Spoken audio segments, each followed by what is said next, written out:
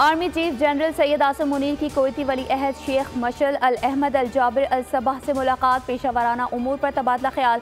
Kuwaiti खबर रसां इदारे के मुताबिक मुलाकात में निगरान वज़ीर कानून अहमद इरफान असलम और आला सतह वफ़द के अरकान भी मौजूद थे। पाकिस्तान के सफ़ीर मलिक मोहम्मद फारूक और कुवैती और पाकिस्तानी फ़ौज के अहदेदारान की भी शिरकत।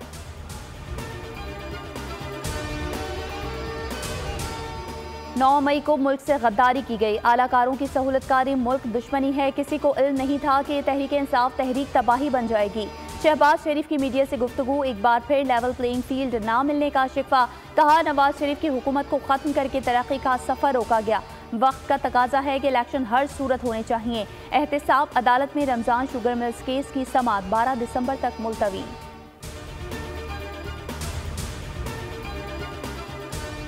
आम इंतखाबात की तैयारियां हतमी मराहिल में। डिजिटल मरदमशुमारी के मुताबिक हल्का बंदियां मुकम्मल। इलेक्शन कमीशन की जानिब से आज मंजूरी और कल इजरा का इम्कान। इलेक्शन कमीशन के मुताबिक हल्का बंदियों पर मुल्क भर से 1324 एतराज़ात सुने गए।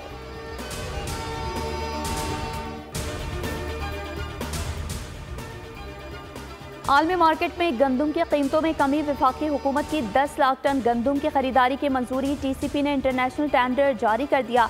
सस्ती गंदम की दरामद से आटे पर सब्सिडी देने पर गौर।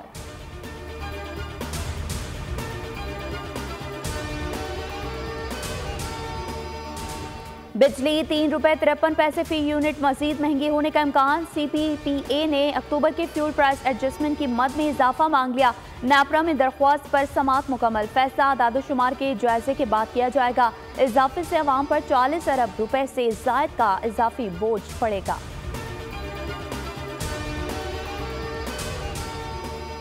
बढ़ती महंगाई, इस्तेदाद में कमी। सरकारी स्कीम के तहत हज दरख्वास्तों की वसूली घट गई। 2 रोज़ में सिर्फ 2200 दरख्वास्तें मौसूल।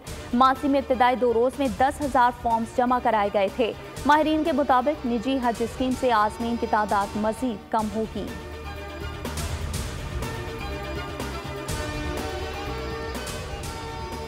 लाहौर में बगैर लाइसेंस ड्राइवर्स के खिलाफ कार्रवाई। शहरियों की बड़ी तादाद लाइसेंस बनवाने पहुंच गई। 15 रोज में 1,73,317 नए लर्नर परमिट जारी। 45,000 लर्नर परमिट्स की तजदीद। 11,000 अफराद ने नया ड्राइविंग लाइसेंस बनवा लिया।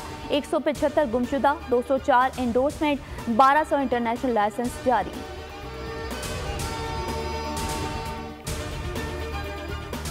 रहीम यार खान में माचका के करीब डाकुओं की फायरिंग। 5 अफराद जाँ बहक, खातून समेत 3 जख्मी। अहले इलाका के मुताबिक जाँ बहक अफराद गन्ने की फसल की कटाई के लिए कच्चे में गए थे। पुलिस की भारी नफरी मौके पर पहुंच गई। अहलकारों और डाकुओं में फायरिंग का तबादला। 2 डाकू मारे गए।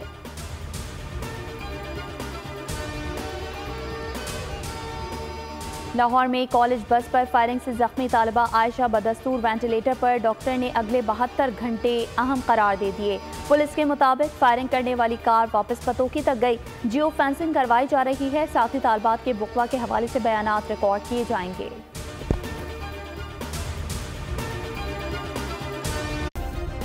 सब्सक्राइब करें और बेल दबाएं ताकि कोई खबर रह न जाए।